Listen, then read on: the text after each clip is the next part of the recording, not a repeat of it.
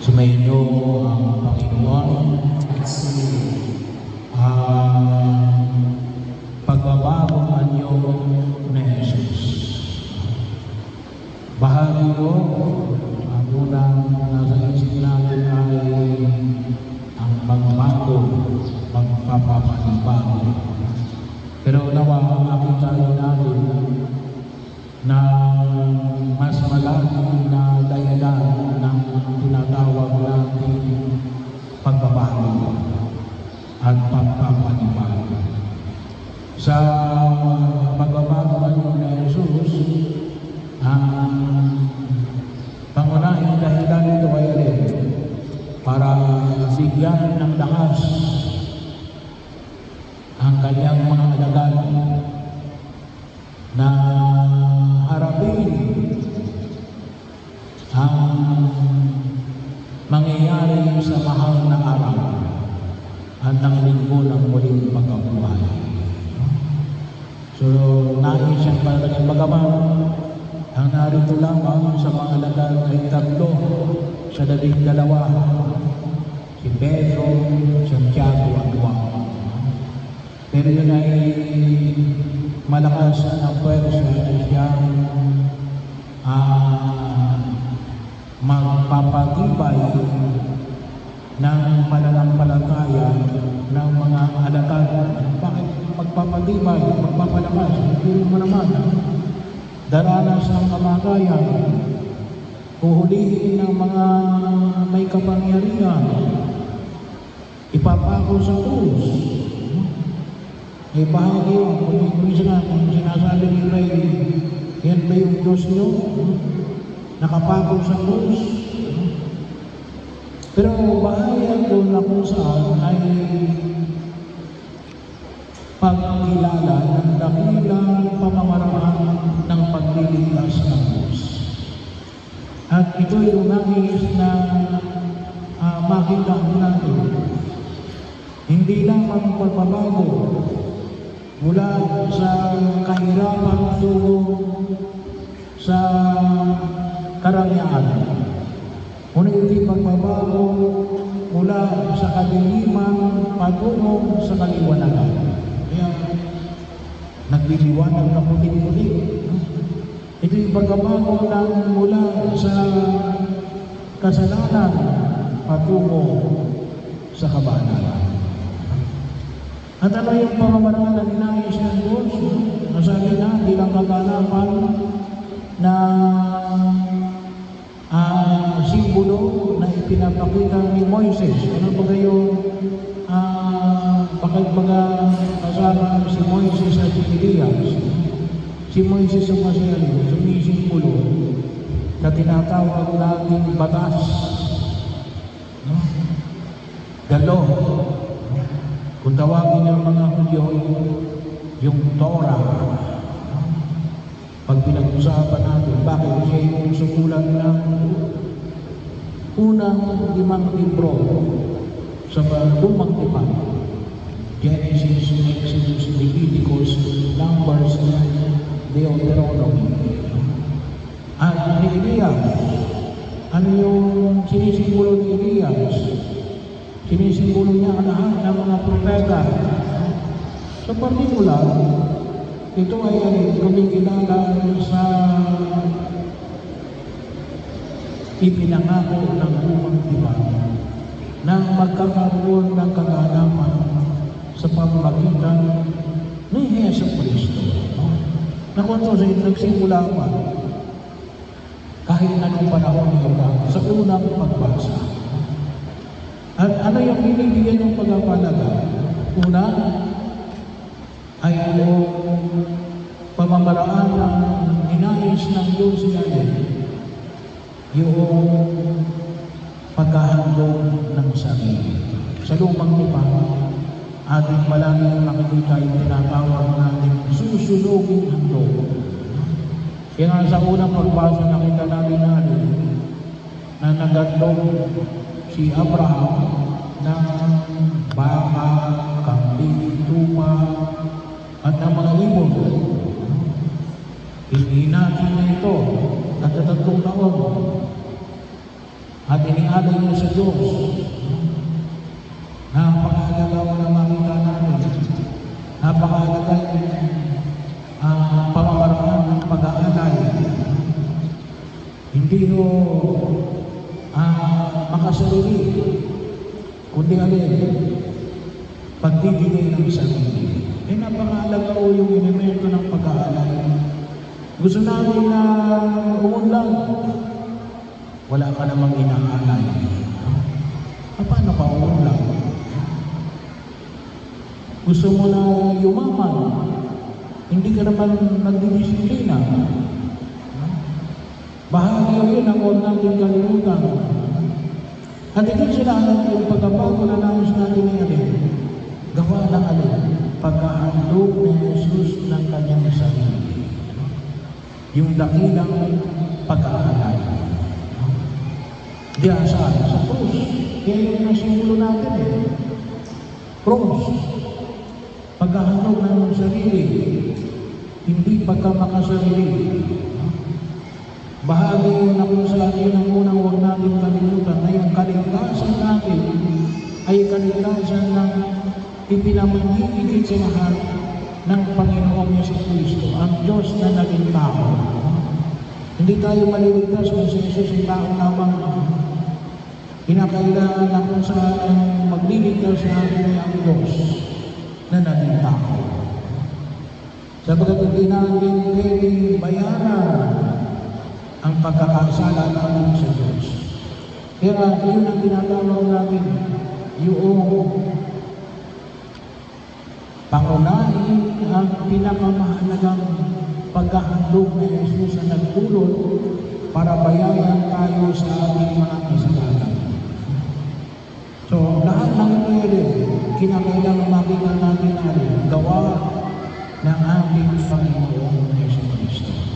Ang paghahandog ng kanyang sarili para alisin tayo sa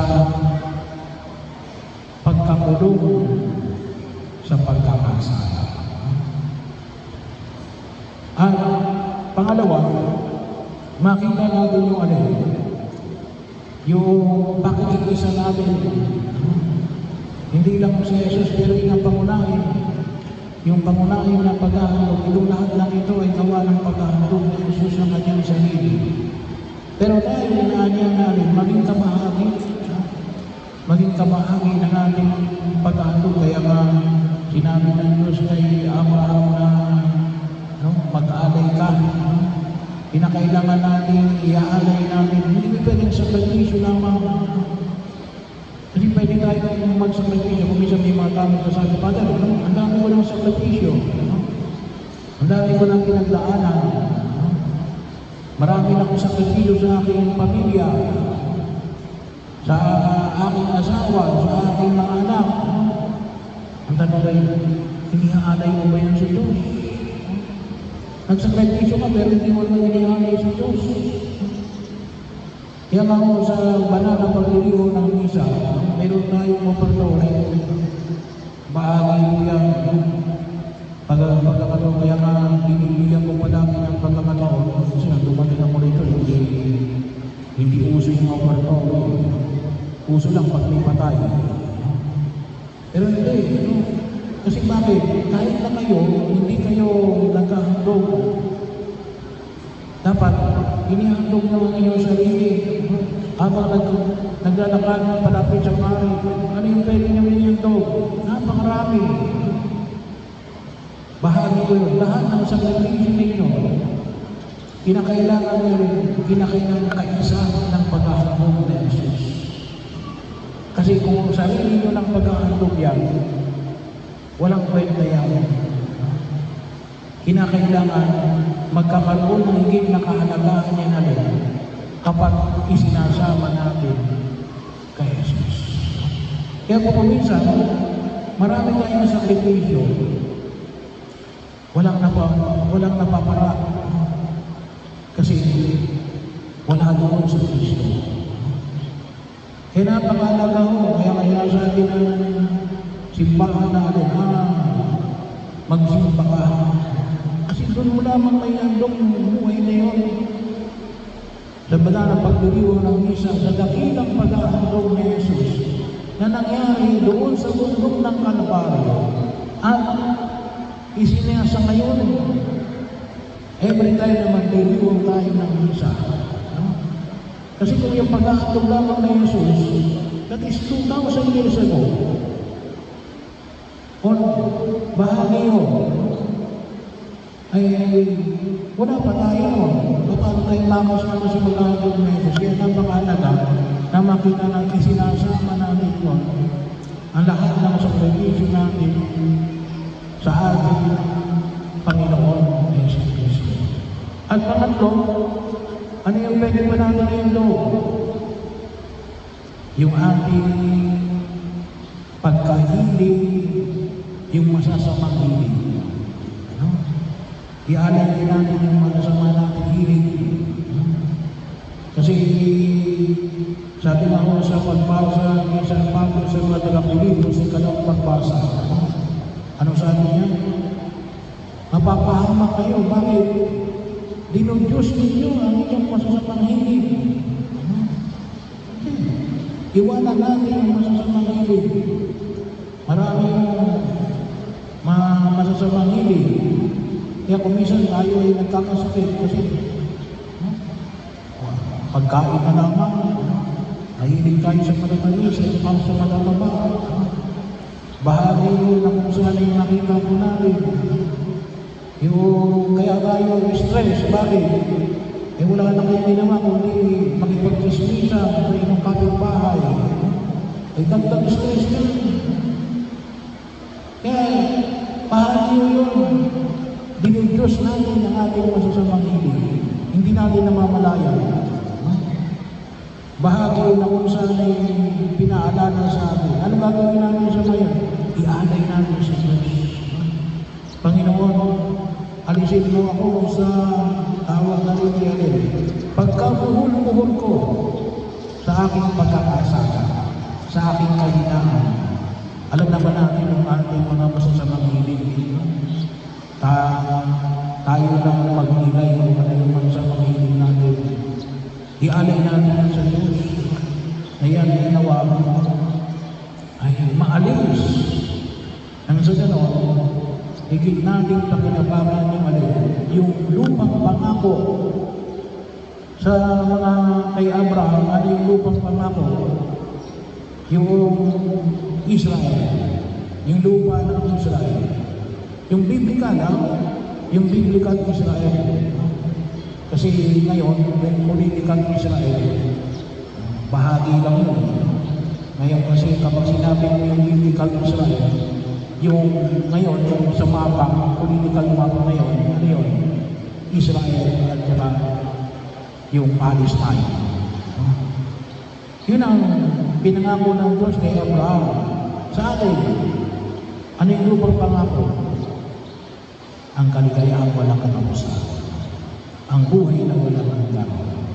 Ang langit na punutusin niya rin, sinisimulan na natin dito sa lupa. No? Bahagi yun ang huwag natin kalimutan na kung saan yung nakita ko natin. Kaya nga sa ating panalangin niya rin, mapasa amin ang kaharian mo dito sa lupa, no? Para lang sa langit. Ba't wala tayong makikita ang langit? Dinudiyos natin ang ating masasamang hiling. No? Anong sa atin? Ialay natin yan sa Diyos. No? Ialay natin yan sa Diyos. Isa yan sa matapat natin ialay sa Diyos. Kasama ng alin, yung panyayang may panahon ng Kwaresma, pagdilig, pag-aayuno, at kasama na din yung abstinensya. No? Paalala nyo, ano? Kapag Biyernes, bawal mo yung karne, yung panahon ng Kwaresma, yung kawang-gawa at yung panalangin. Ibahagi ko natin yan sa harapan ng Panginoon. Pero ito po yung tatlong ito. Ang lahat ng ito ay makikita natin sa pagbabago gawa ng alin. Pagkilala sa pag-ahandog ng ating Panginoon Yesu Cristo sa krus na nagdulot ng kaligtasan sa atin. Pangalawa, yung pakikisa natin sa pag-ahandog na ito ni Jesus sa kanyang pagbibigay ng sarili sa krus. At pangatlo, yung pag-ahandog din ng ating masasamang hilig. At doon, hindi ko tayo malayo na makarating sa buhay